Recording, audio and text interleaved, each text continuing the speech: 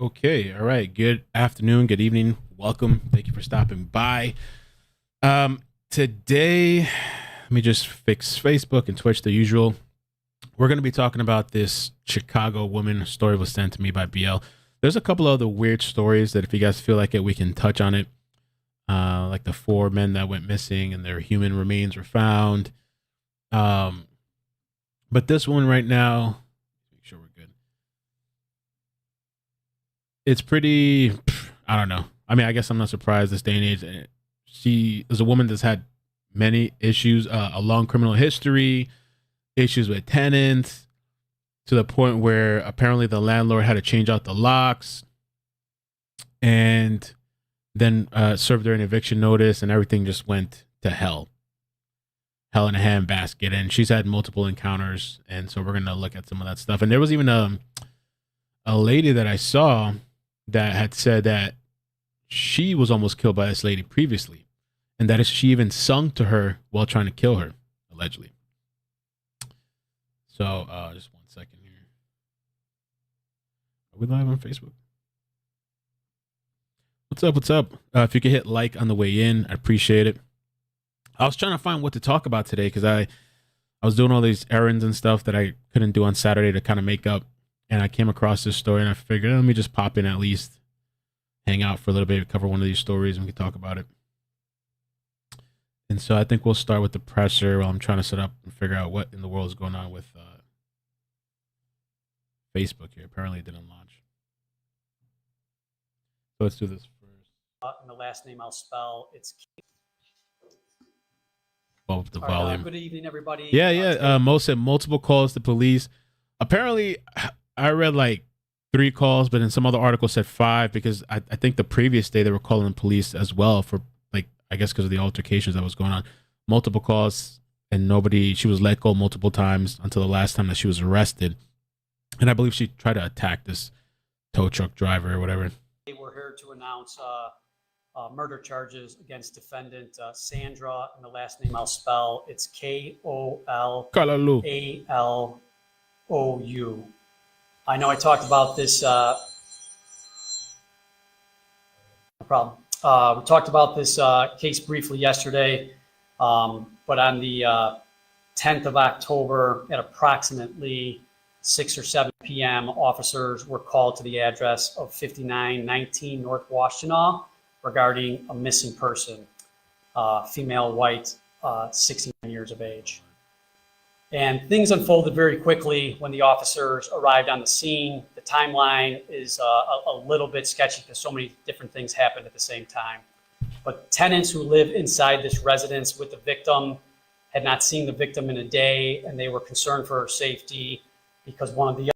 So the victim's name is this woman named Frances Walker. She's 69 and she's the landlord. And it was like, I believe there was like 5 tenants. It was a house, I believe 2 floors. I'll double check on that. The other tenants who I mentioned, the defendant, Sandra, who's charged with murder, many of the tenants who lived in this house were afraid of this individual. There were several calls. We look back, 911 calls regarding tenants and this defendant that was just charged. Tenants inside the residence, they heard a screaming at about 2:30 in the morning Monday night. And that's when the next day, at about, like I said, 6 or 7 p.m., they called to report the victim missing because the other tenants couldn't get a hold of the victim. When officers arrived on the scene, the defendant was still on the scene and actually exiting the residence, going to a tow truck, which she had actually ordered using the victim's credit card.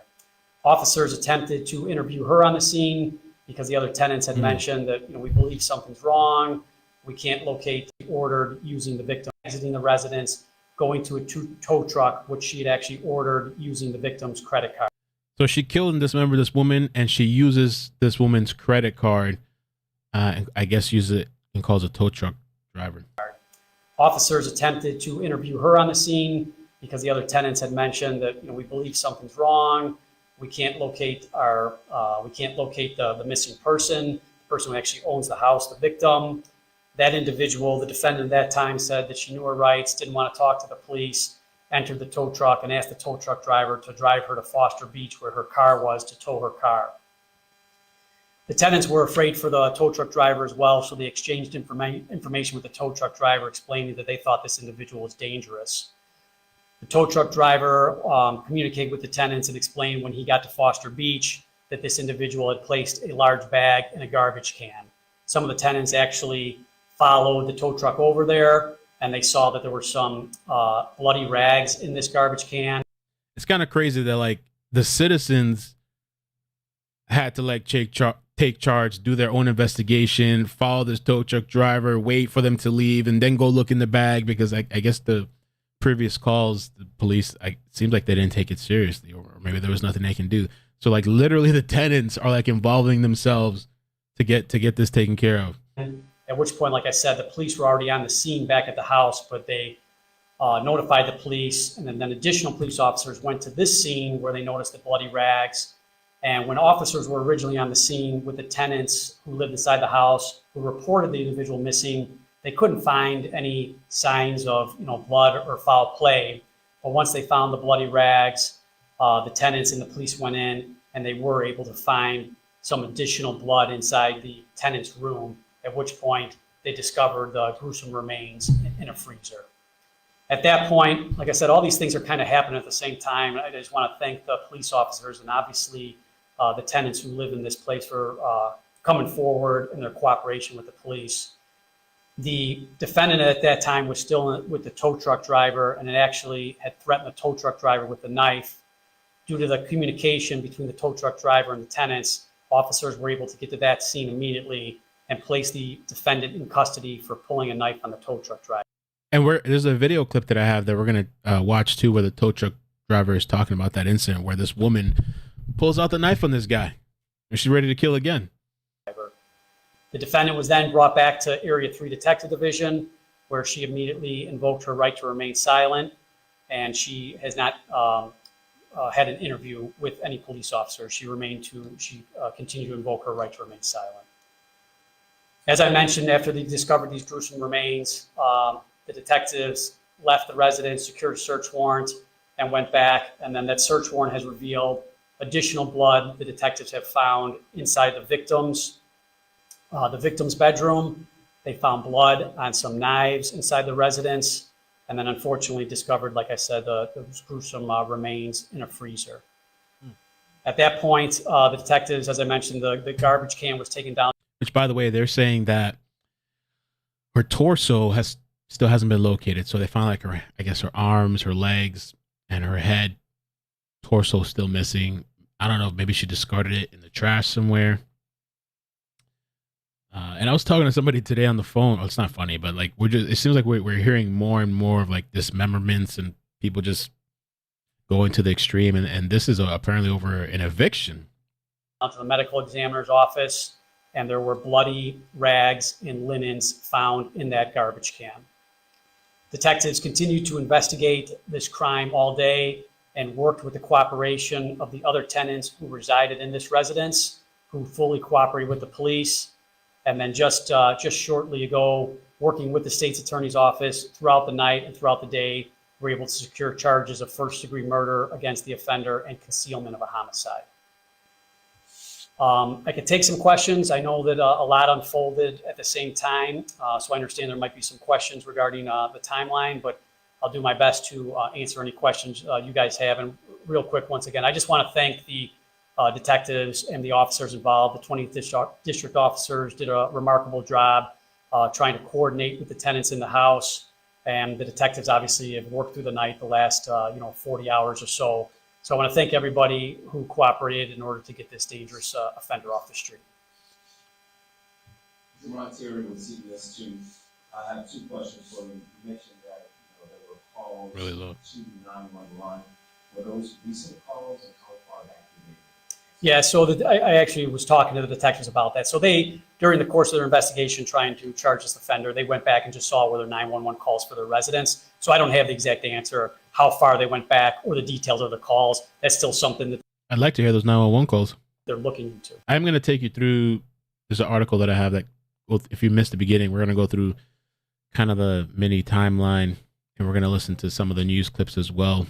And were those calls all related to the suspect that you have charged? I don't have that answer. So that's just part of, they just wanted to see if there were calls in a residence. It appears that some of those calls were related to these tenants being afraid of this one tenant, but I don't have the details on all those calls. Neighbors, tenants in the apartment said they heard screams 2 a.m. Monday night, Tuesday morning. Where do you believe the crime actually took place? And do you believe the dismemberment of the body actually happened in the home?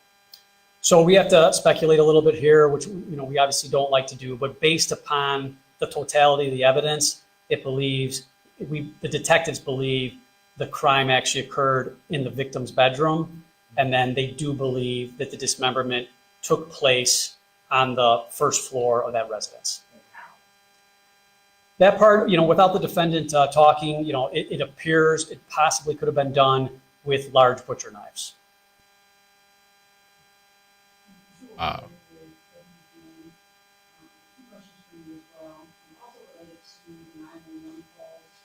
Was Sandra ever arrested? Does she have any previous history?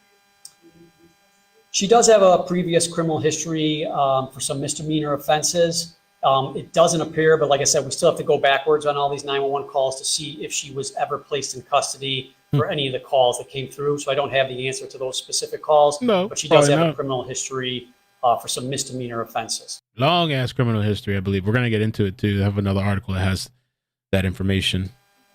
Also going back to early morning when the actual murder happened. I'm curious, how was she able to do this without other tenants seeing it, and did no one else was able to find her body before police did it in this freezer?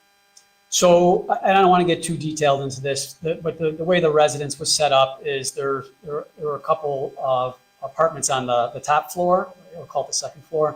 And then on the floor where the victim lived, that is the same floor that Sandra resided on as well. And then there was a tenant in the basement, and there were deadbolts, so people had privacy. So that's why. So the residents were, they were very cooperative. When they heard the scream, when they woke up in the morning, they immediately started texting the victim saying, "Are you okay?" Started calling the victim. I also heard something weird in one of the articles that I was reading. By the way, welcome everybody. Thank you for stopping by. Please hit like, helps out with the stream. One of the things I had heard too, that like supposedly this Sandra, the crazy woman, the one that dismembered the victim, had, I believe, used the victim's cell phone and started texting the tenants, talking about if you're leaving or whatever, leave your keys with with Sandra, or if you're gonna, something about walking the dogs or something else. Like she was texting the people that live there, and they thought like, whoa, this is off. This doesn't sound like Francis Walker. So the victim didn't answer. There were some texts that were sent back from the victim's phone. It appears from what we know now that the defendant was sending texts from the victim's phone and not answering it. But yeah, so these tenants, they heard a scream. They didn't know if something was wrong due to the fact that there had been arguments before with this defendant and other people in the residence. The tenants immediately in the morning started to, try to figure out. Hamilton, I hope not. I don't know, man. That's a lot, though. Hamilton said, did she eat the torso? I don't know. They still haven't located her torso. What was wrong? And as the day as they went through the day and they were not able to get a hold of the victim and the victim wasn't responding, they kept feeling more and more was wrong. But they didn't just have free reign of the house, if you understand. They couldn't just go downstairs and look. And when they did, when the tenants were able to do that, in the beginning, they didn't discover any blood, but they knew something was wrong. And that's why finally at 6 o'clock, they're like, something is definitely wrong here, and let's get the police involved. And I truly want to thank those tenants for their tenacity on realizing that something is definitely wrong, which led to the arrest. So I do want to thank them that unfortunately they had to be part of this. I think once I was Fox 32, so a couple questions from me. First, you mentioned 911 calls in the past, and that these tenants were afraid of the suspect here. Can you provide any insight into why they were afraid, and also any insight into the motive or a possible motive here? If this was an ongoing thing, ongoing tension between these two, or possibly some sort of landlord tenant issue?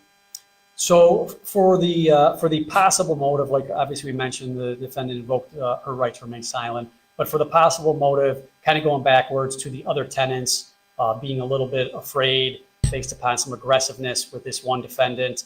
So based upon all that, the deceased, the person who owns the residence, had actually served the defendant with like a notice to leave or an eviction notice. And that was done very recently. I don't want to get the day wrong, but I think it might have even been done as recently as of Saturday. So due to that service, that very well could possibly be which escalated this into the defendant becoming extremely angry and committing this horrific act. Can you give us the pronunciation of Sandra's last name? I'll give you that offline because I don't know the exact pronunciation. So I will call the officers and get the exact one so I don't get it wrong on air here. All right, thank you.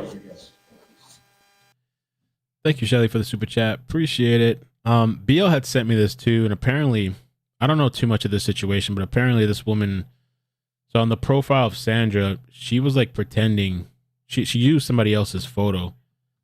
I don't know what, and it says, "I'm so proud of the young lady you have become to be. You have become to be." And then somebody said, "This is not her. The young lady in this photo does not even know this woman. This is not her." There was another thing too. I guess this is Facebook stuff that's going on. This one here said, this person here, Ashley said, "That's not her at all. That's my niece.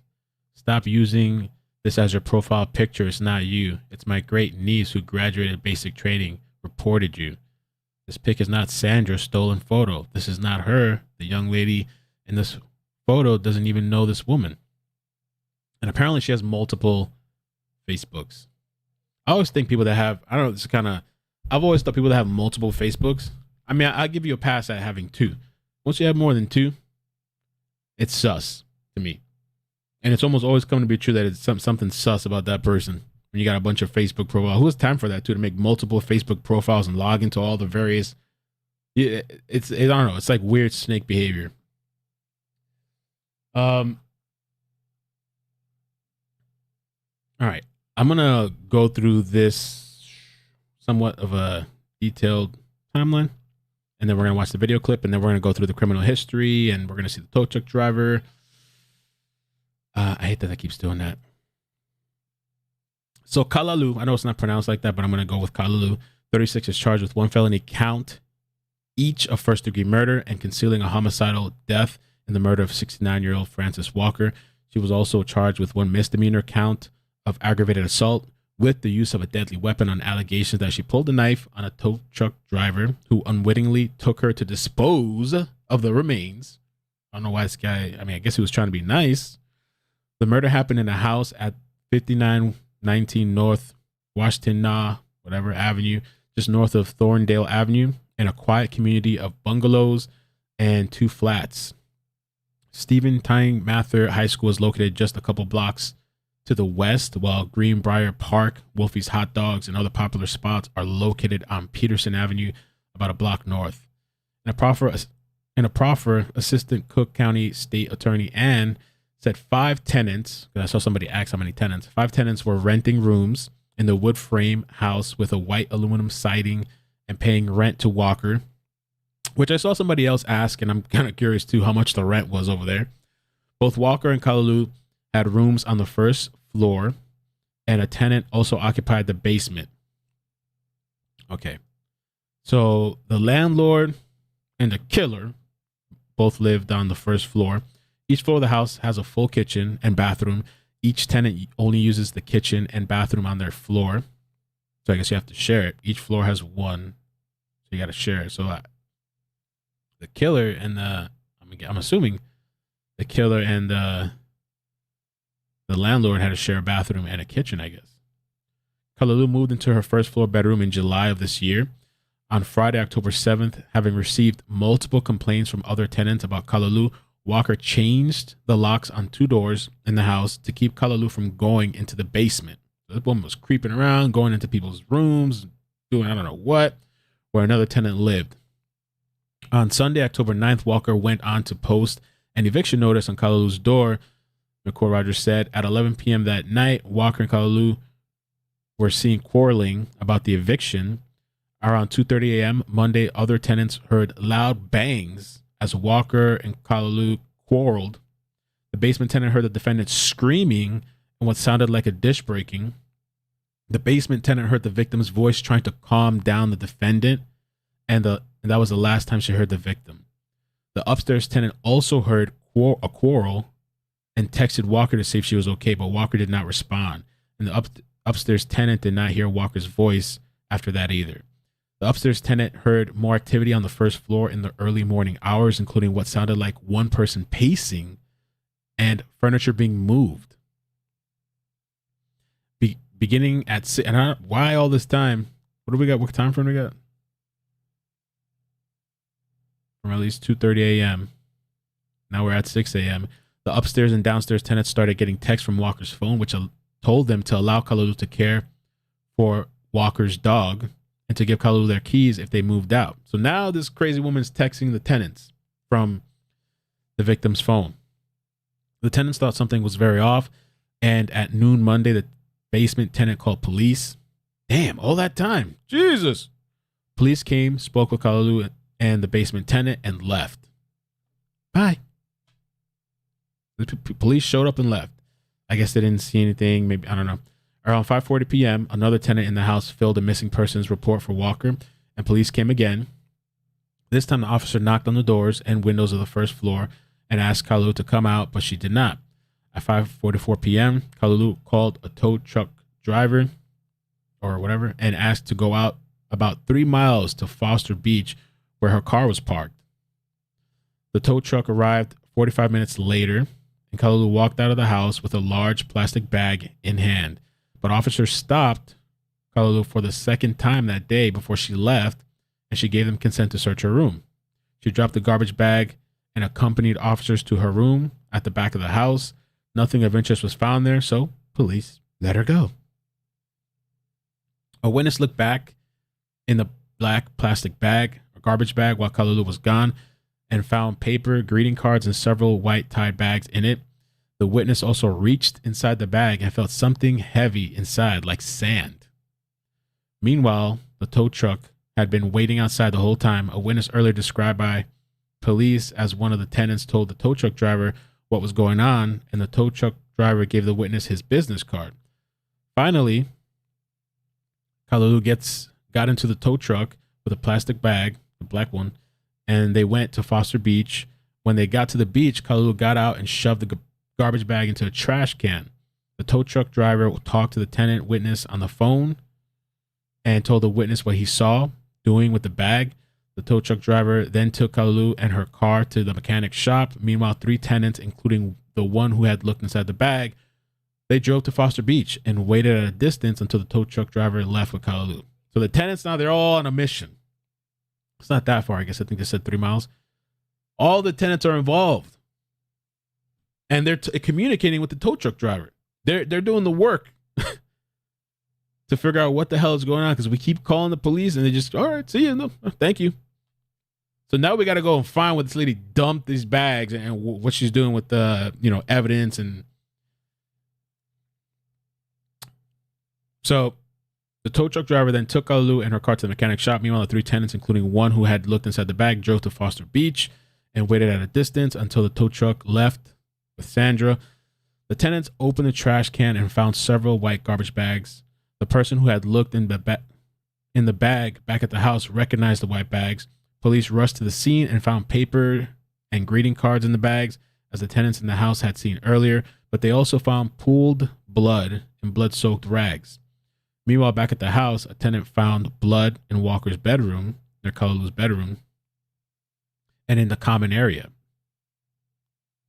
So it's in Walker's bedroom, Kolalou's bedroom, and also the common area, all over the place. I don't know how much, but the tow truck driver, who was still at the mechanic shop at Kolalou, was also alerted that there had been blood in the bags. Police contacted the tow truck driver. He stalled Kay at the mechanic shop until police arrived. I'm just gonna call her Kay. When they got there, officers talked to Kay for the 3rd time that day and released her again. Again. on some Chicago shit. 'Cause you know how they get down on some Cali shit. We just let all the criminals go. Thank you for your service. But because the police had gotten involved, the mechanic refused to service Kay's car. The tow truck driver then drove Kay from the mechanic to the area near Western and S Avenue in West Rogers Park to park a car. Kay then provided Walker's credit card to pay for the truck driver. At that point, the tow truck driver noticed Kay had something in her hand with a red handle. The tow truck driver and Kay both got out of the truck, and Kay demanded that he take her elsewhere. The tow truck driver would not do so, and so Kay got upset and pulled that item with the red handle, which was a knife. The tow truck driver yelled to police in the area that Kay had a knife and used a stick to keep her away. This time, Kay was arrested, and officers took the knife from her, Rodgers said. Officers also found a crumpled up black plastic garbage bag in the trunk. A search warrant then was executed on the Washtenaw Avenue house. In the first floor kitchen freezer, police found Walker's severed head. Oh, thank you. Yeah, I forgot about that. Thank you, Diggs. Content warning, by the way. Even though it's kind of in the title, but yeah, the dismemberment, but yeah. So, and this is kind of, compared to some of the other stories, but so severed head, dismembered arms, and dismembered legs. So this is where they say Walker's torso has not been located. What does she do with that? Police found blood in numerous places in the house, including the common area between Walker's room and Kay's, the threshold leading to Kay's room, many locations in Walker's room, the first floor bathroom sink. I mean, how did they miss that? I don't know. And closet, on two chef knives found in the first floor kitchen, and on a Lysol bottle in Kay's room. Then she's using Lysol to clean blood. Come on. Walker's phone was also found in Kay's room next to her bed. Messy person, messy killer. Definitely not, I don't know. Kay has no prior felony convictions, but she does have several misdemeanor convictions going back to an assault with a deadly weapon conviction in Guilford County, North Carolina in 2007. She served 60 days in jail that case. Kay was also charged with domestic battery for hitting her 14-year-old and 15-year-old cousin with a belt. Oh, damn, they charged her for that? Prosecutors said she also has 2 convictions for driving under the influence on her record. We also learned police were called to the Washington Avenue house 5 times, 5 veces, before they started getting a call about a missing person on Monday. Wow. Records obtained by the CBS 2 investigators showing calls for service at the house indicate that police were called 3 times on Friday, and they were also called twice the day before on some Jeffrey Dahmer. You understand it? That's what somebody said in the chat earlier, because how many times? I mean, Jeffrey Dahmer definitely was to the next level, but they were calling police a bunch of times. This is Francis Walker. Let me play the tow truck, and then we'll get to this part next about the tenant describing Francis Walker. Damn. That's when the police finally took her into custody and returned here to find her landlord's remains inside of the home. Jeez Louise. Let me do this tenant here too. More disturbing details in the case of the tenant accused of killing her landlord, 69-year-old Francis Walker. We learned today. Yeah. Kahu says, Mel, this woman tried killing a woman this summer and got a trial to be psychiatrically committed. Yeah, we're going to talk about that. I found an article about that. Supposedly that woman said that Sandra was like singing to her as she was trying to kill her. Walker's head, arms, and legs were found in the freezer of her home, but her torso has not been recovered. Right now, the suspect, 36-year-old Sandra Kolalou, is in custody, being held without bond. Kolalou has a long history of misdemeanor cases, but no felony convictions. In one of those cases, she was charged with battery, accused of beating her 14-year-old niece and 15-year-old cousin. Let's go now to our Charlie DeMar. He talked with a tenant who met the suspect just last week. Charlie?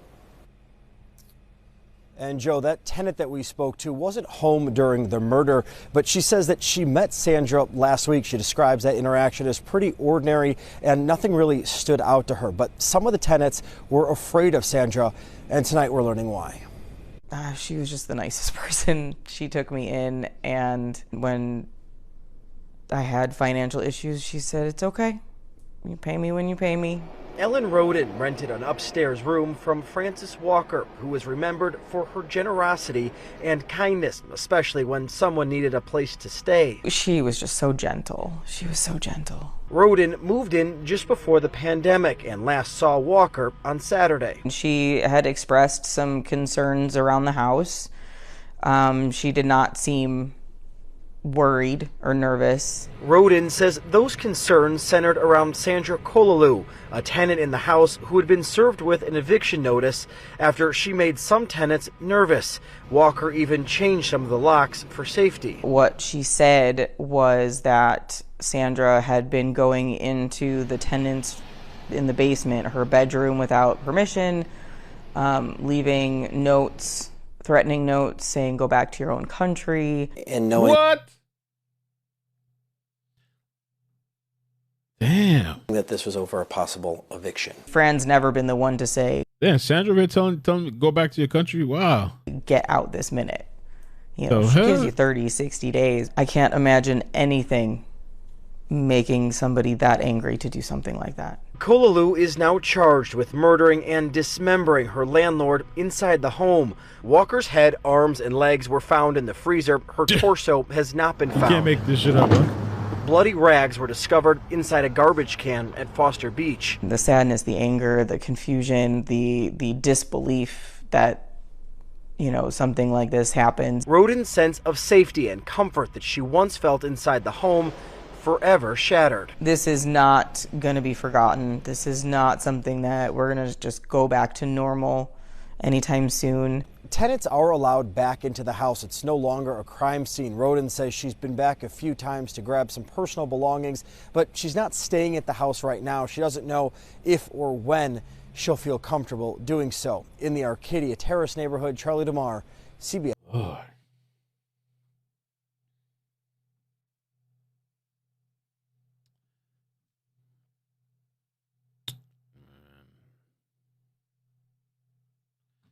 right. Let's talk about I think this is here has some of the history, criminal history. 2007 through 2008, Sandra was convicted of misdemeanor assault with a deadly weapon in Guilford County. In 2007, she was also charged with communicating threats. Kate was married during this time, and her ex-husband said that their marriage ended around the time he enlisted in the Army. She then moved back in with family in High Point and began attending community college. Family members say that she became a nurse, expressing a desire to help people. Okay. They say that she endured an abusive childhood and had worked to overcome that. Interesting. 2012, Kay's family said that Kay moved to Chicago about a decade ago, and something about that move impacted her. They say that she wasn't the same after she relocated. Over the years since she moved to Chicago, she was charged with a handful of crimes, but none worse than a misdemeanor. According to The Sun, in 2012, Kay was charged with a misdemeanor domestic battery. This charge was dropped. Later in 2012, she pleaded guilty to 2 misdemeanor counts of simple battery and was sentenced to 12 months of court supervision. In January 2022, Kay allegedly assaulted a woman in a stairwell. She started to sing, "I'm a doctor, I can kill you. I'm a doctor, I can help you," the woman told WGN. She said that she had just taken a breath with her inhaler due to her asthma when Kay assaulted her, apparently trying to shove the inhaler into her mouth and knocking her to the ground. "She got on top of me. She put her hand over my nose and squeezed it shut," the woman said. "Put her other hand over my mouth, closed it shut, tried to kill me." Kay was taken to a psychiatric hospital after this. She was charged with a count of battery. In summer 2022, Kay was found not guilty on a charge of battery relating to the case in a condo stairwell where she allegedly knocked a woman down and attempted to kill her after seeing her use her inhaler. October 2022, Kay had been living in the home owned by Walker for a few months. Several other tenants had complained about her coming into their rooms without permission. Walker apparently changed the locks on a few doors and put an eviction notice on Kay's door that evening, CBS wrote. Tenants called the police about disturbances multiple times to the address on the Washington Avenue. Records show 5 calls, 3 times on October 7th and twice on Sunday, October 8th, the day before the killing allegedly happened. And all this we got. Police found human body parts in a freezer. CBS 2's Charlie DeMar is live near the scene. Charlie, this is quite a story. I know you spoke with a neighbor who saw something suspicious. And Joe and Erica, this investigation still unraveling that initial gruesome discovery found last night. But if you take a look, investigators are still here. We have seen members of the forensics team coming in and out of the home, officers in gowns head to toe covering their own clothes. But the woman who owned this house was known by most of the people on the block. Some were friendly with her dogs. Others were welcomed in the neighborhood. But tonight, that woman is believed to be the victim in this murder. Tonight, a squad car and single strand of crime scene tape sit in front of this home on Washtenaw near Thorndale in the Arcadia Terrace neighborhood. Flowers and candles were left in the pouring rain by those who knew the longtime homeowner and woman believed to be the victim. When we first moved in 5 years ago, she had come over to welcome us. And then a few years, she had brought us candy for the kids on Halloween. People asking where's the dog? I don't know. Yeah, I haven't heard anything about, the condition of the dog. If it's alive or did anything happen. The homeowner rented out rooms. One of the tenants called 911 after the landlord hadn't been seen, which was uncharacteristic, telling dispatchers there was someone else who lived in the house that everyone was afraid of. Caller wants to report the friend missing. I guess they're saying that she's at the house and there's blood on the walls and floors. I was an eyewitness.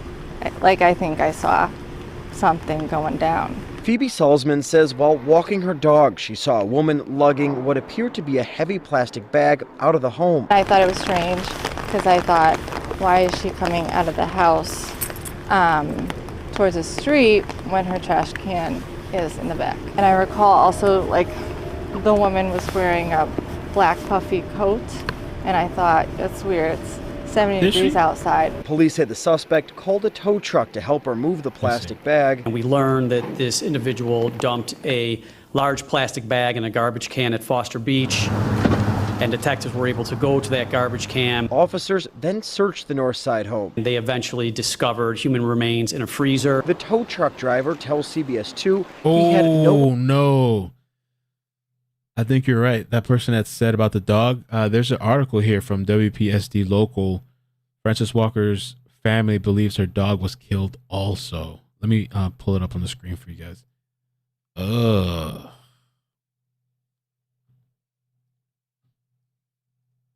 that's just vicious, man.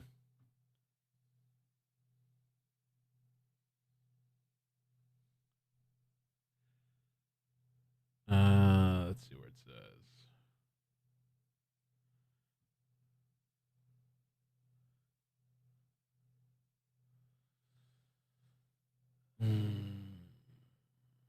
Yeah, Frances Walker's family believes her dog was killed also.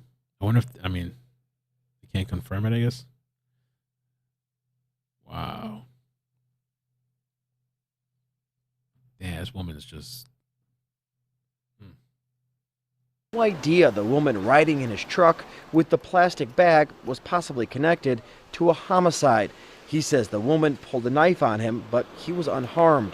The driver says detectives told him that a human head was found in the freezer. And it just sends, chills down my spine. Now, so far, the suspect in this case has not been charged with murder. She's just been charged for pulling the knife on that tow truck. She was now, but dang. So yeah, she's being held without bond now. Now at 4:30 today, we're learning more about the murder of a landlord inside an Arcadia Park home. The victim, 69-year-old Frances Walker, is described as generous, friendly, someone who welcomed others into her home.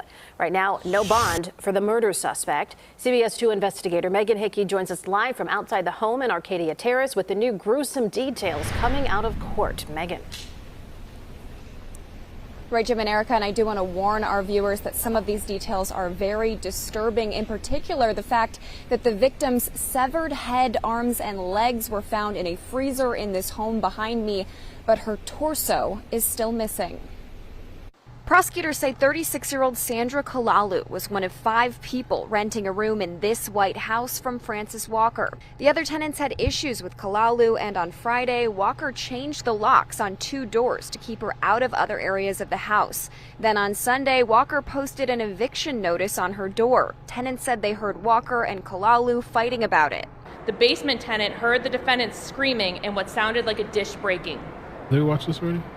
The basement tenant heard the victim's voice trying to calm the defendant down, and that was the last time she heard the victim's voice. A tenant called police the next day to report a missing person. Police responded but did not speak with Kolalou, who had called a tow truck. Yeah, we already got this one.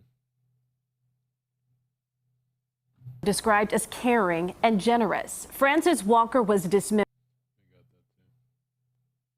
of murdering her landlord in West Rogers Park. The woman's body was found in a freezer inside the boarding house. And we're now learning more about the suspect's concerning behavior leading up to the crime. And we do want to warn you, some of the information in this story is certainly disturbing. Julian Cruz.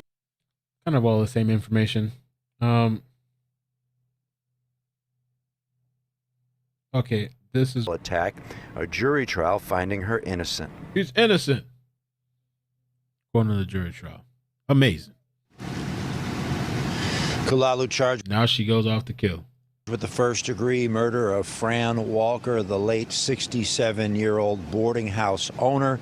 She's being held on no bail after police on Monday found Walker's body parts in the freezer. Insane.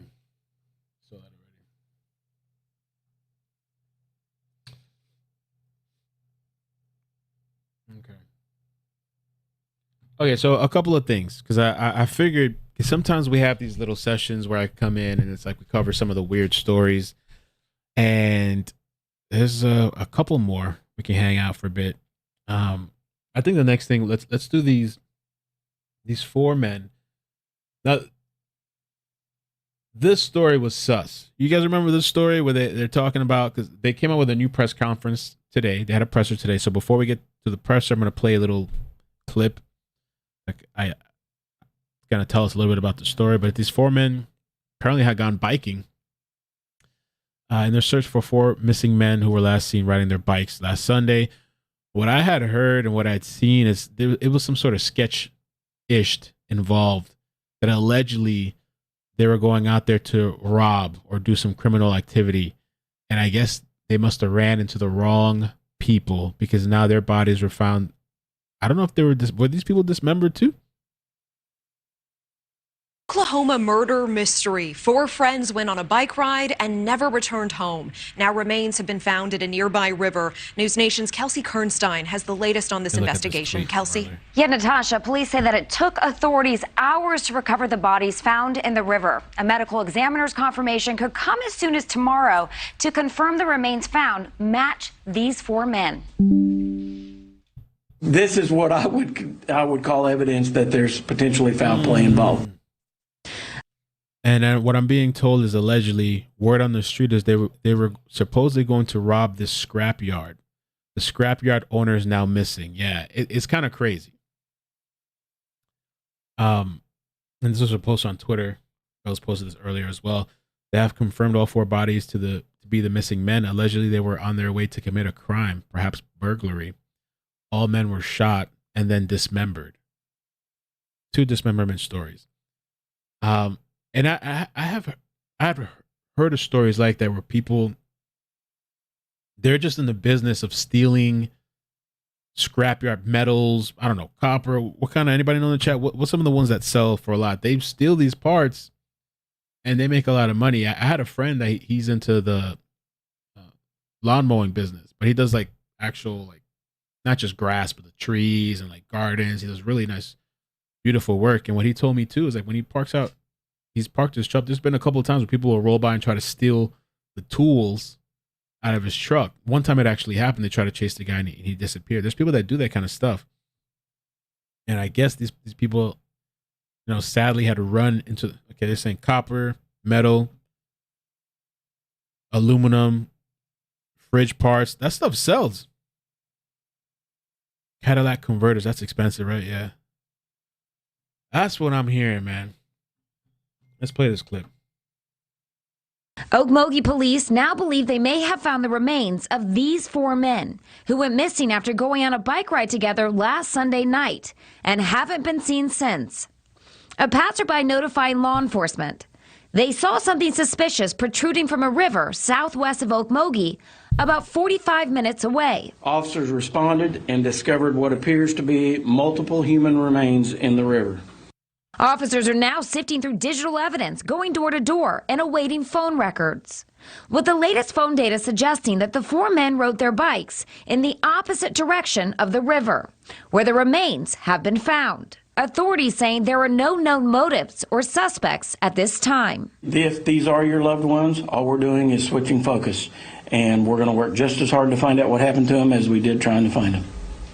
And police have notified the 4 men's families about the... Let me just play the new presser that came out a couple hours ago.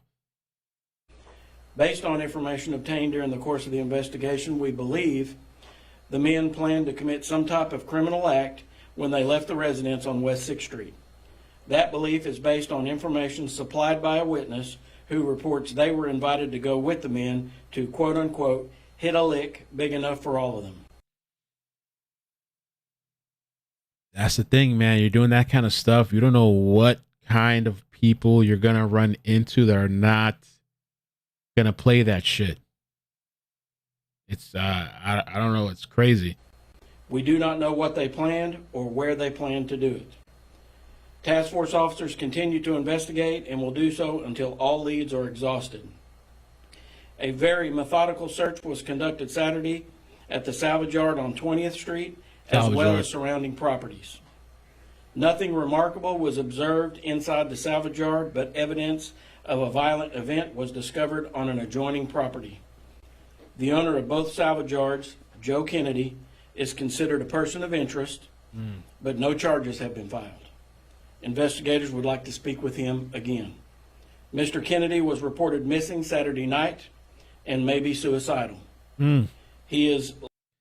So the guy that's the suspect, the main suspect, has, I guess he's fled. And they're saying he's, you know. He said authorities believe that the cyclist had been in the process of committing a crime. Yeah. Ooh.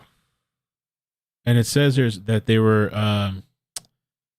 found shot, dismembered, and had been planning a crime. Wow. Last believed to be driving a blue Chrysler PT Cruiser bearing Oklahoma license LSA 245. During the missing person portion of the investigation, we were very liberal with information releases in an attempt to find the men. Once the investigation changed to a murder investigation, we will be much more conservative with information to protect the integrity of the investigation. I want to recognize the agencies that have assisted so far with the body recovery and Saturday search. The District Attorney's Violent Crime Task Force. Joseph Kennedy is the suspect. The OSBI. Or the person of interest, I guess. You know. The Oklahoma Highway Patrol Boat Team. Light Horse Police. The FBI. The Okmulgee Fire Department. And Okmulgee County Emergency Management, as well as City of Okmulgee Emergency Management. That is the conclusion of my statement. I will respond to questions if you have any. When you say they were going to get a lick, are we talking about drugs? Or are we talking? A lick is like slang for usually stealing or coming up on somebody, either stealing, robbing, you know. We have no idea. We have no idea. That is common terminology for engaging in some type of criminal behavior, but we do not know what they were planning or where they plan to do it. And these guys that, you know, allegedly, you know, went to go steal or rob or whatever, I guess they didn't have any weapons. And so was it just one person? This guy allegedly or potentially shot and killed 4 people. And I wonder what the interaction was and what happened, because like, if he just shot and killed them, I guess you could say you're defending yourself, right?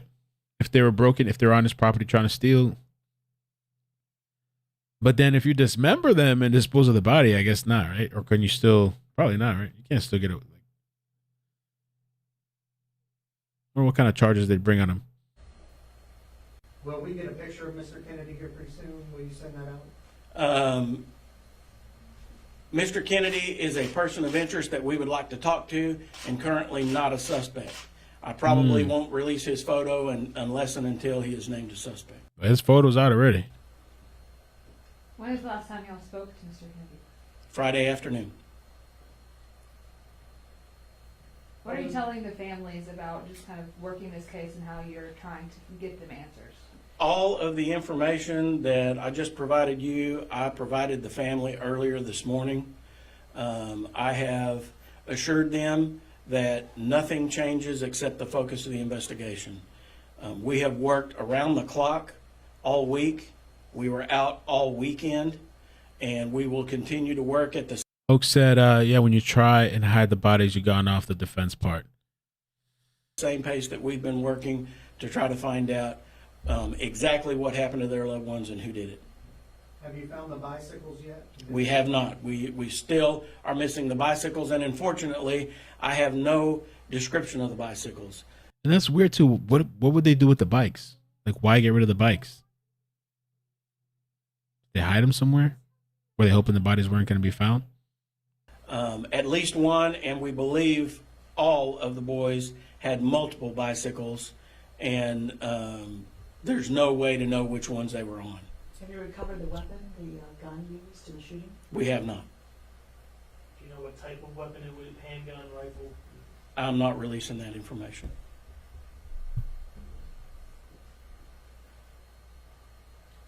Should, if I see Mr. Kennedy, am I in danger? Is the community in danger with him out there?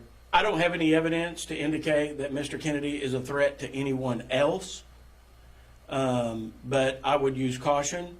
If anyone sees Mr. Kennedy, please call the local authorities.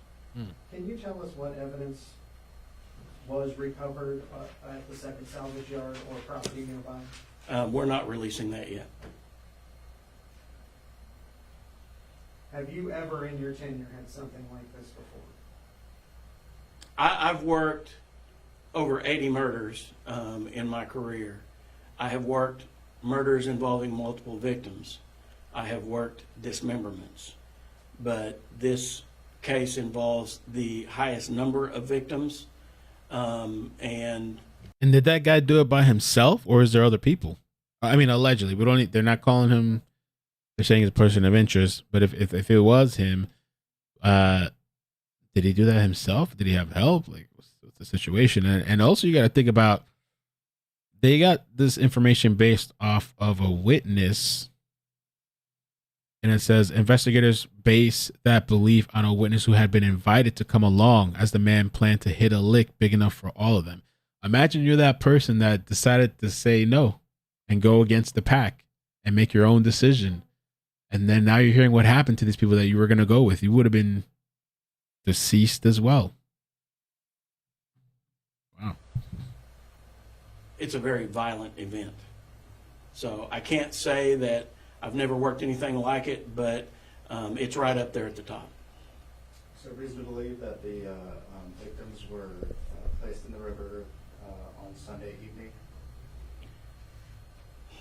I don't know that I can give you a firm answer. It would take this is Oklahoma. A considerable amount of time to put the bodies in the condition that they were and then dump them in the river. So my best estimate would be late Sunday night, early Monday morning.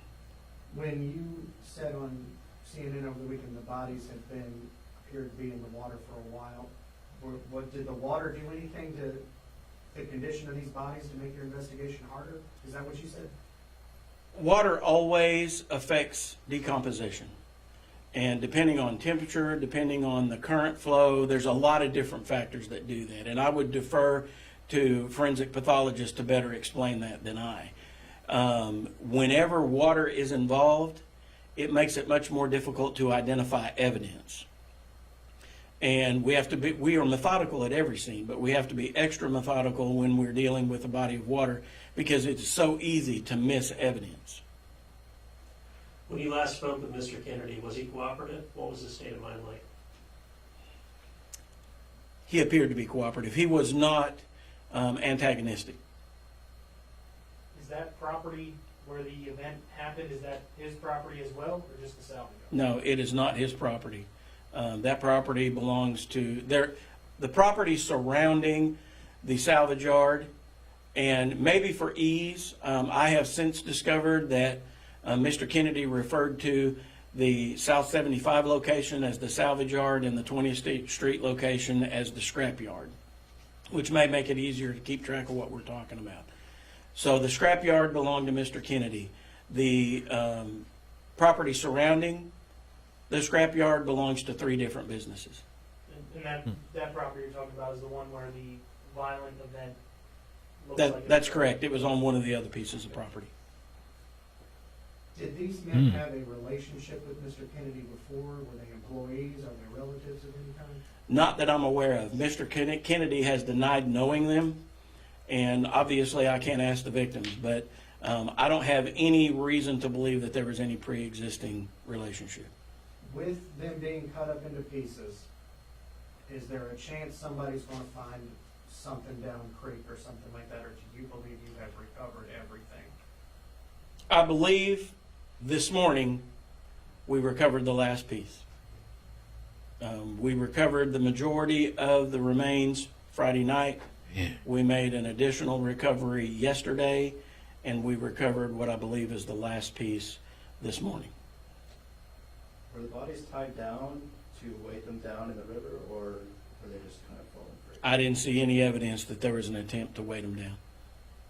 Now, with 4 men and 1 person of interest, do you think he may have, whoever did this, may have been alone or received help?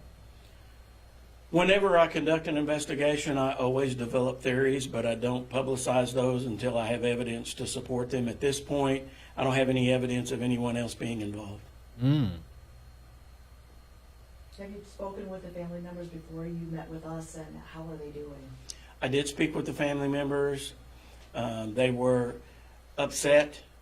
I think that they had already resolved themselves that this was their loved ones, but the additional information about dismemberment was obviously a shock, and they were very distraught.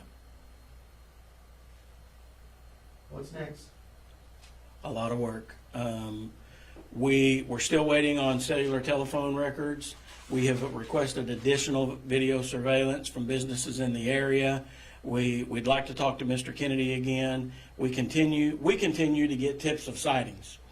But as information comes in of people that potentially know things, we're going out and talking to them. So we still have a lot of leads to follow, and we will continue to bring those in, prioritize them, and send those out to investigators to be accomplished and then report back. And at some point, we have to pause and prep reports. We have been working so fast, and this investigation has been rolling on so fast, we haven't had time to type any reports. We have a lot of typing to do. So let me ask you, with all the media in the room, how do you want us to proceed? Anyone that has any information about the murder or the disposal of the bodies after the murder or Mr. Kennedy's location is asked to contact Okmulgee Police or their local authorities. We can be contacted at 918-756-3511, or we have set up a tips email at tips@okmcity.net.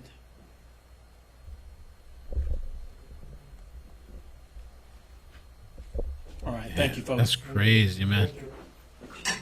This guy, yeah, I guess it's in this guy is 67, Joseph Kennedy, and he's missing.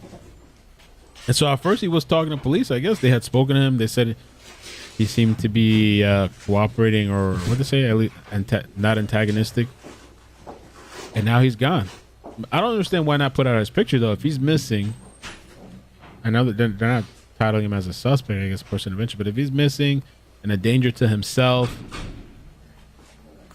why not? I don't know.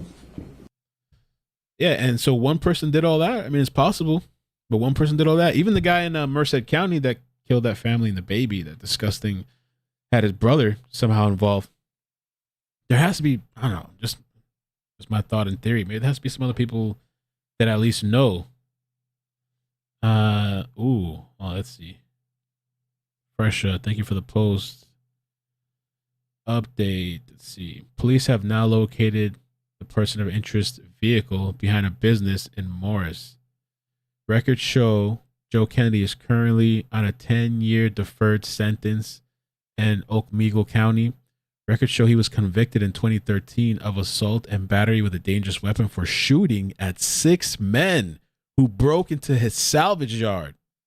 Happened in 2012. Holy crap. He hit one of them who survived. He was also charged in 1998 with attempting to receive stolen property. Ooh. So in 2013, he was convicted of assault and battery. Shooting at 6 men who broke. But why was he convicted if they broke into his salvage yard?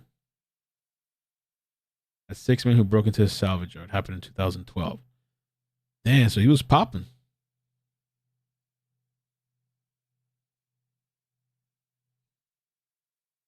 That's interesting.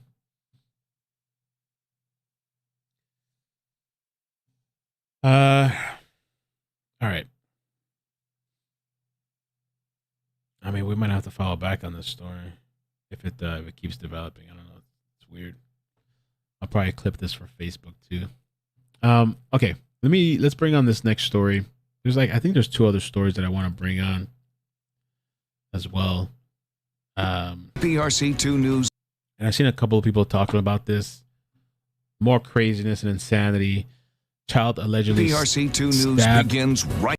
Child allegedly stabbed to death by mother. This was sent by BL, and a couple other people have sent me this too. It says investigators with Harris County Sheriff's Office said the child's mother, who has been identified by authorities as Melissa Town, 37, claims she stabbed her child in the neck and then choked her for 30 to 40 minutes at Spring Creek Park.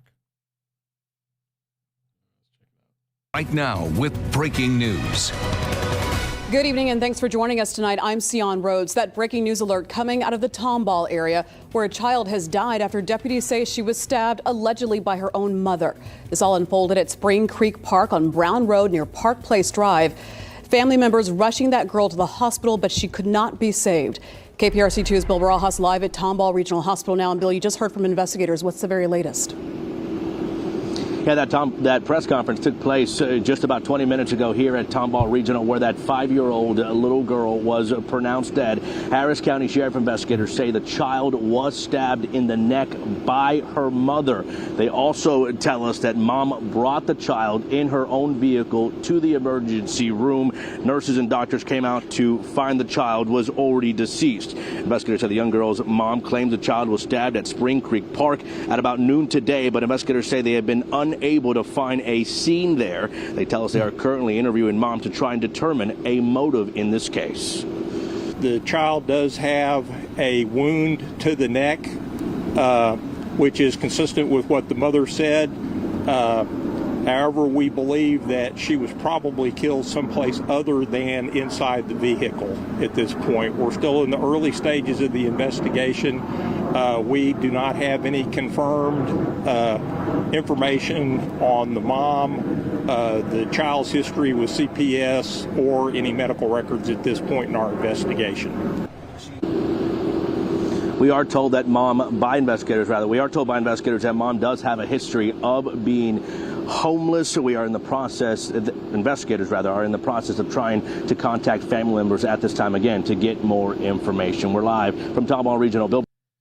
Wow.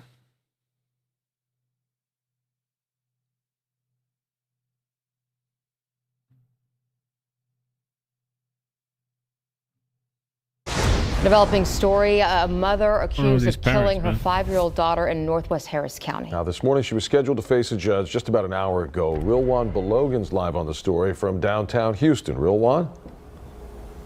Oh, and Lisa, good morning. That hearing underway now. We don't see the woman in court at this point, so it's unclear if she will show, but they will likely read her charges. This, as we're learning new disturbing details in this case, the mother, Melissa Ann Town, accused of killing her 5-year-old daughter. Now, court records reveal that Town, quote, unlawfully, intentionally, and knowingly caused the death of her daughter by, quote, strangling her with her own hands. Now, initially, the mother told police she stabbed her daughter. Investigators say after the 37-year-old was taken into custody, she confessed to killing her daughter at Spring Creek Park in Tomball, but deputies weren't able to find a scene. Now, authorities learned about this yesterday around noon when Town arrived at the HCA Tomball Hospital emergency room asking for help, stating, quote, her daughter's body was hurting. And then moments later, an emergency room nurse walked to Town's vehicle and found the 5-year-old unresponsive with laceration marks around her neck.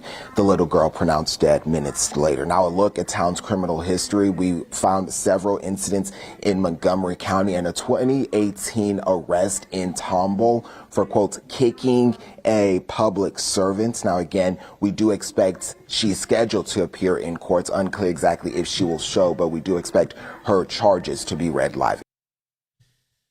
Dang. Let me pull up this heavy article as well on the mother.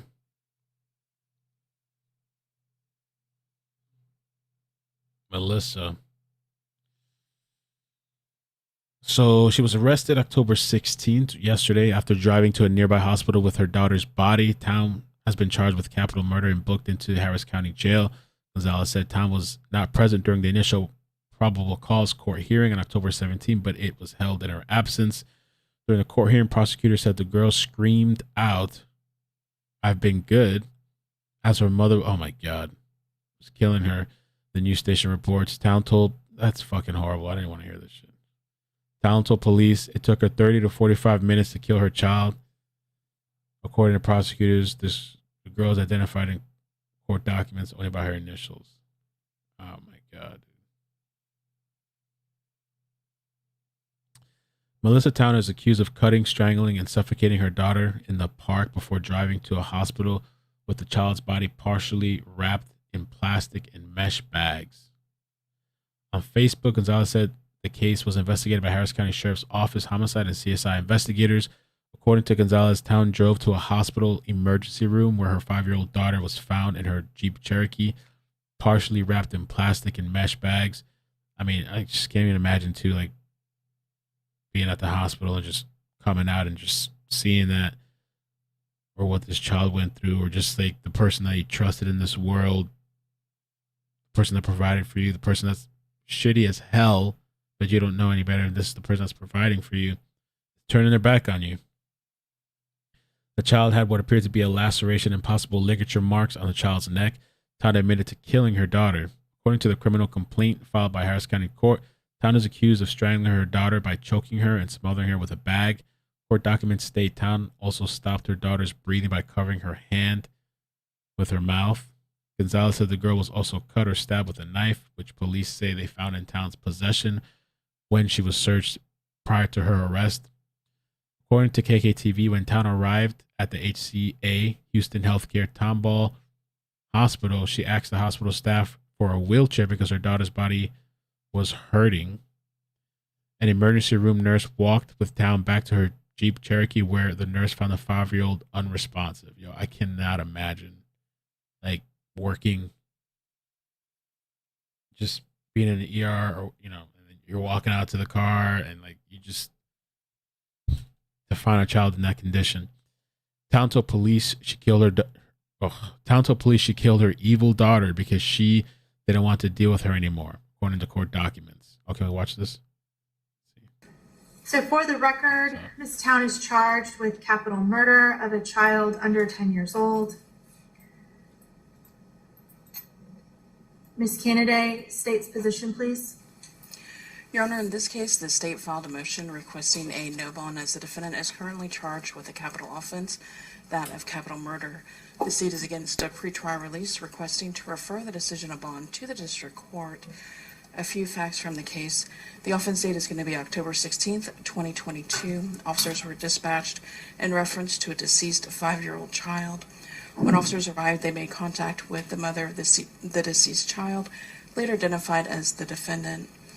Officers stated that the defendant made a non-custodial statement to that officer, stating that she made a conscious decision and needed to end the child's life.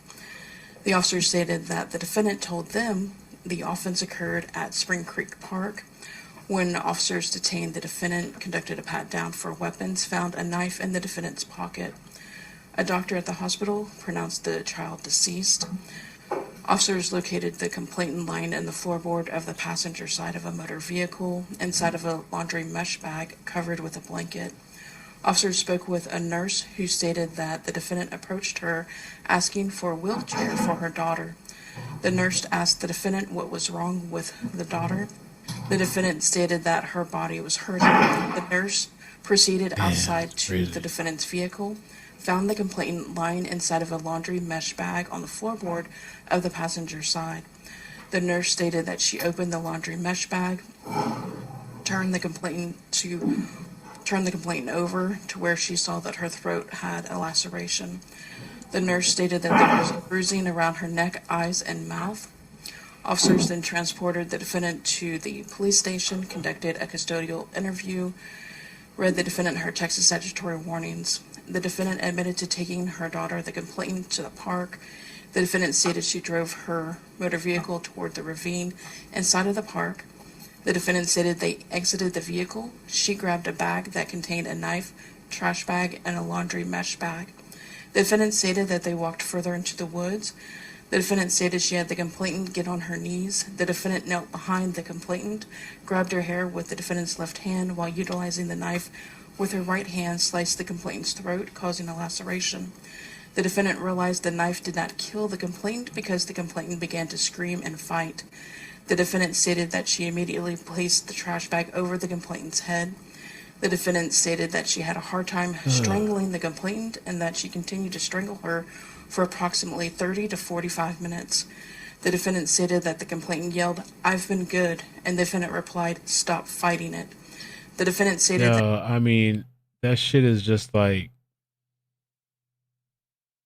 so fucked up, dude. Like, I'm just like, oh my God, yo, because like I'm kind of like envisioning it too, and it's just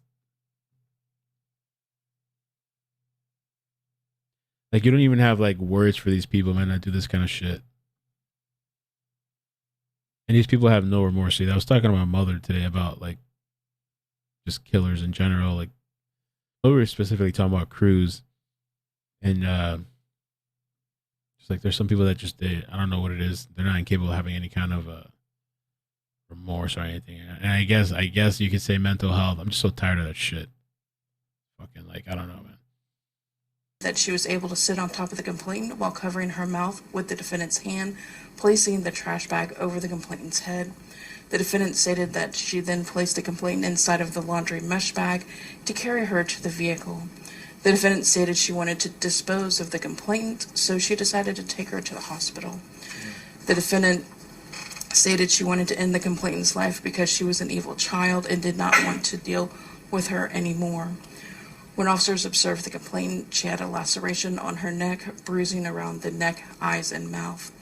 Your Honor, the state filed a motion requesting no contact with any witnesses, no weapons, alcohol, drugs, GPS, curfew, house arrest, for the defendant to surrender her passport or any travel documents, for the defendant's travel to be restricted to Harris County, no contact with anyone under the age of 17, no contact with any school or daycare facilities, to not supervise or participate in any activities involving anyone under the age of 17, to not have access to the internet, no cell phone or computer that has access to the internet, no pornography. The state is against a pretrial release under the Code of Criminal Procedure, Article 17.03, current violent offense. That's it, Your Honor. Thank you. These will be the bond conditions. She's ordered to appear in court, commit no new crimes. She's ordered to surrender her passport for a temporary deposit with the court. Her travel is restricted so that she must remain within Harris County and its contiguous counties. She's ordered not to use, possess, or consume marijuana or controlled substances or alcohol. She's ordered not to use or possess a firearm, deadly weapons, including knives or ammunition. She's ordered to submit to electronic monitoring with an initial curfew from 12 a.m. to 11:59 p.m., which is 24-hour house arrest, only allowed to leave if she is going to court or pretrial services or seeking medical treatment. She's further prohibited from having any contact with any person 17 years of age or younger, and prohibited from going within 1,000 feet of any school, park, daycare facility, or other location where children may gather.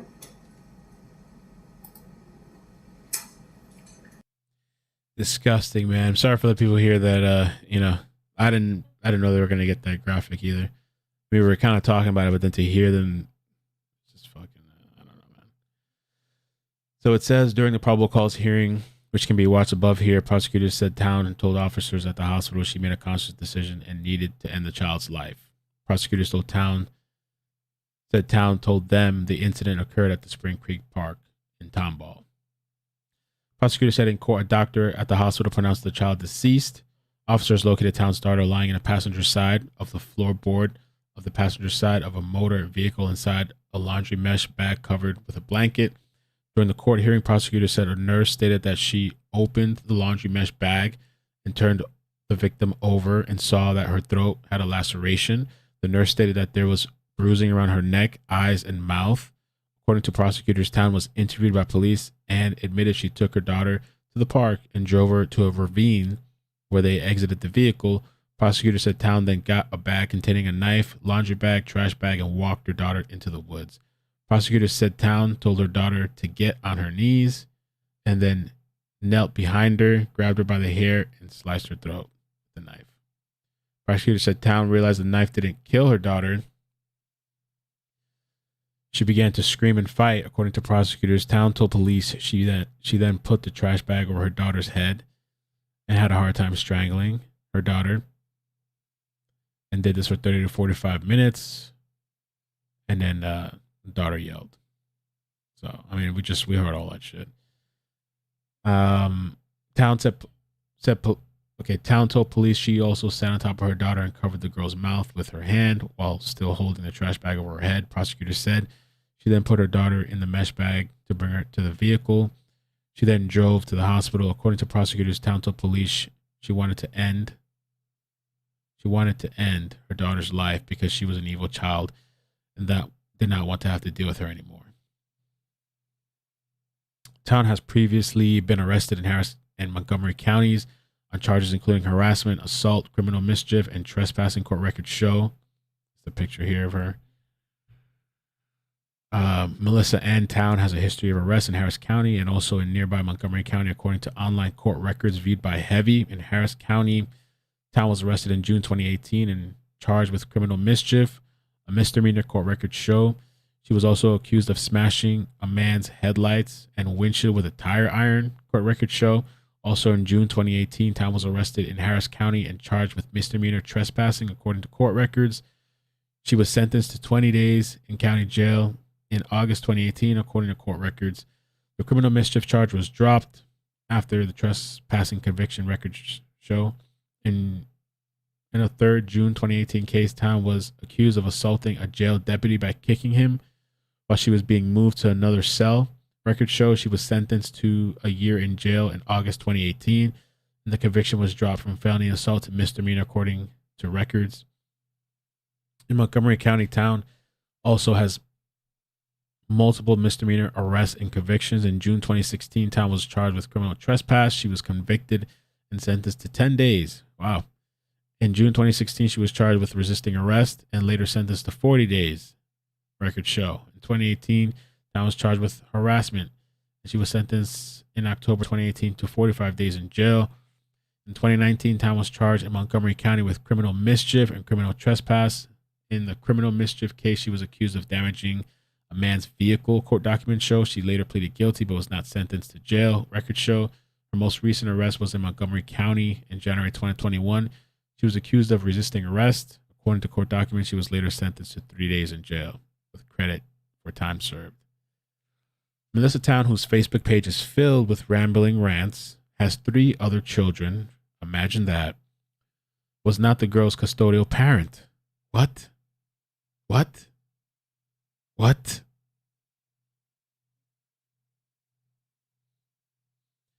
Prosecutors said Town's first court appearance that she was not the victim's custodial parent.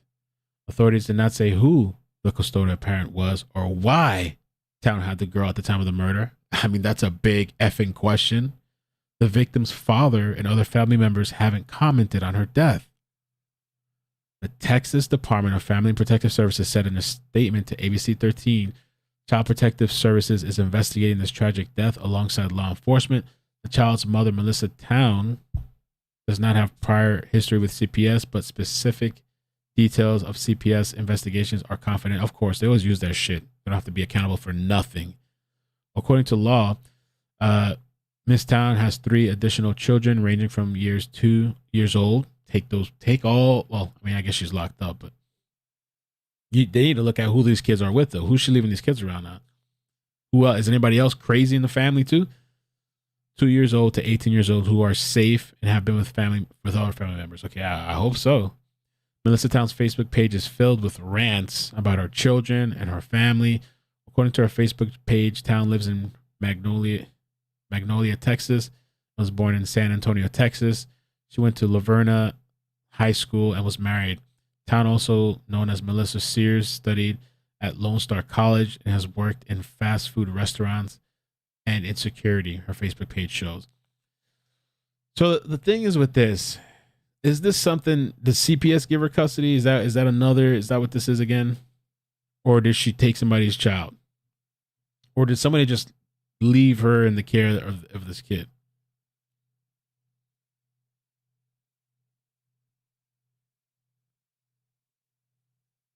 I mean, I can't, man. I fucking can't with these people, dude.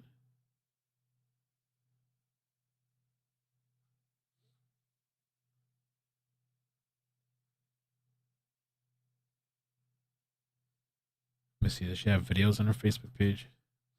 She has her other kids on here, too.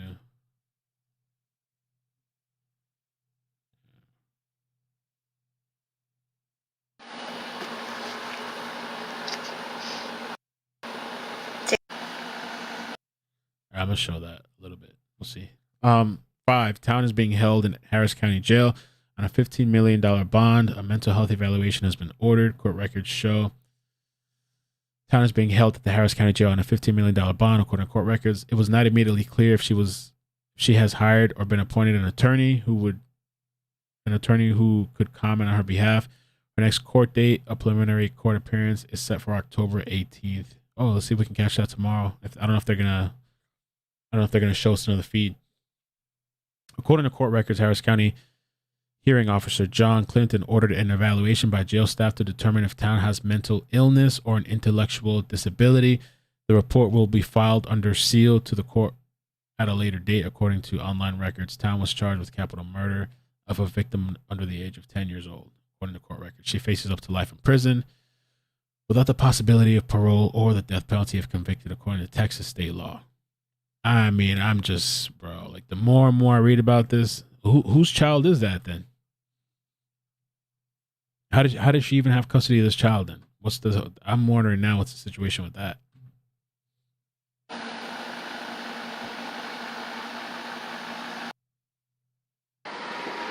Hi everybody, Denny's on. Crazy bitch. I'm sorry. I don't normally do that on stream. 1488 is open. Hi everybody, Denny's on 1488 is open. Come on down for a shake, a soda, nachos, cheese sticks. We got everything. Come on. Yeah. Okay, say happy 4th of July, everybody. Yellow. Look. Look in the camera. Ouch. I don't know. Okay. See. Okay. So look, I don't know. I don't even know. I don't even want to think about that. The thing that messed me up the most is hearing the description of what this woman did to that child and what the child was saying. Okay, the last story that I wanted to mention, because I saw a couple of people bringing this up. And maybe we'll follow up on this thing tomorrow. If the preliminary hearing or whatever's happening tomorrow, we can, I don't know if it's being streamed or not. Maybe we can listen in. So the other thing is I keep hearing people talk about a girl that was found in a suitcase. Where was this at? This was in Paris.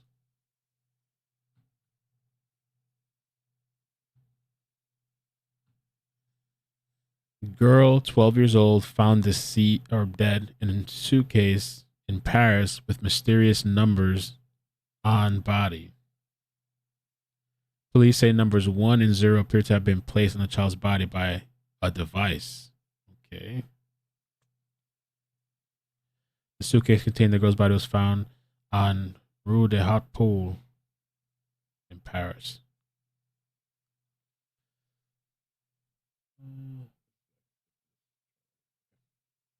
The body of a 12-year-old girl has been found tied up.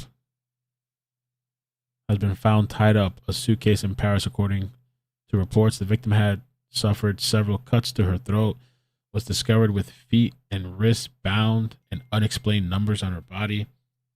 A post-mortem examination on Saturday concluded that she had died of asphyxiation. The numbers 1 and 0 were found on the child's corpse, according to French broadcaster BFM TV. A police source said the figures had not been written on or cut into the girl, but were placed on her by a device. Officers do not know yet what the numbers mean. That's weird. The girl was found outside a block of flats in the French capital's 19th arrondissement and had been reported missing by her mother after she failed to return home from school. Police have launched a murder probe and said they had uncovered signs of a kidnapping in the basement of the family home. Detectives reviewed CCTV footage which showed a woman outside the building carrying a suitcase. The same suitcase officers believe was later found a few streets away in Rue des Hautes Poules, containing the body of a girl. Let me just make sure real quick.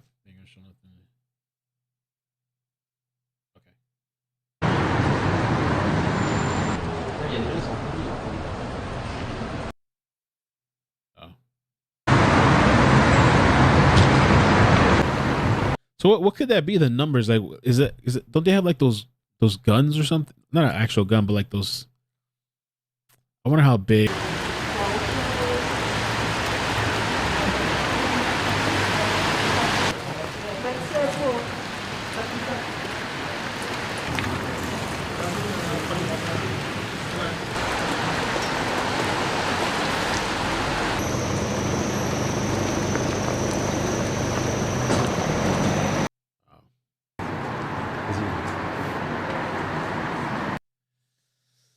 The schoolgirl's face was covered in tape. Her feet and fists were bound. She had suffered several cuts to her throat, according to reports. Oh wait, did I read this already? A postmortem examination was due to take place on Saturday. According to BFM TV, 4 people are in custody. Oh, somebody in the chat just said that. Somebody, let me see. Who said that? Somebody said it. Yeah, I just lost it.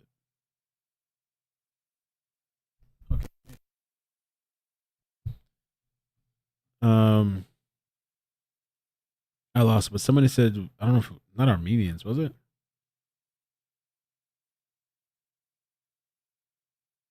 Okay, according to BFM TV, 4 people are in custody, although the reason for their detainment is not clear. Among them is the man who contacted the force after discovering the suitcase. What? Among them is the man who contacted the force after discovering the suitcase. Oh. Let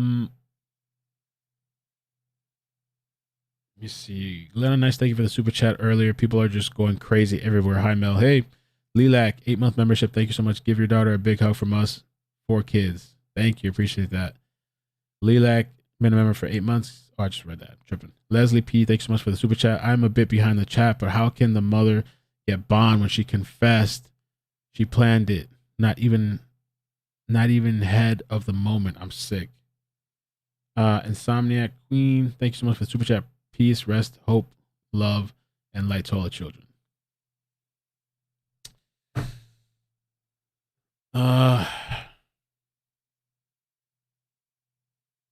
Damn, man. I don't know. What a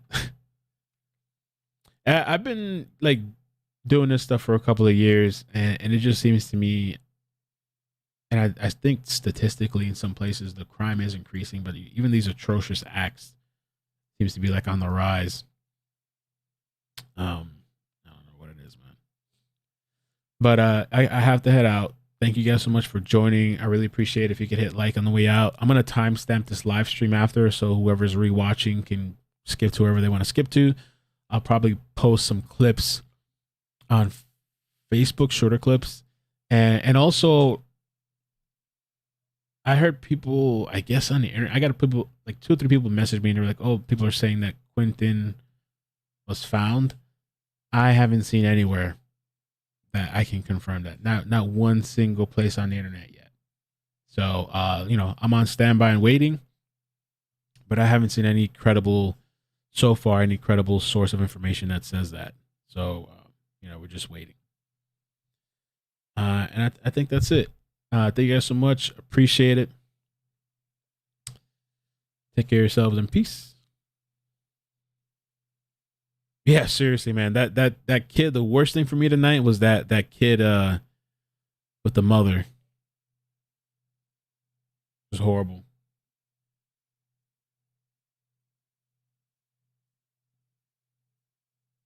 Take care of yourselves. Peace.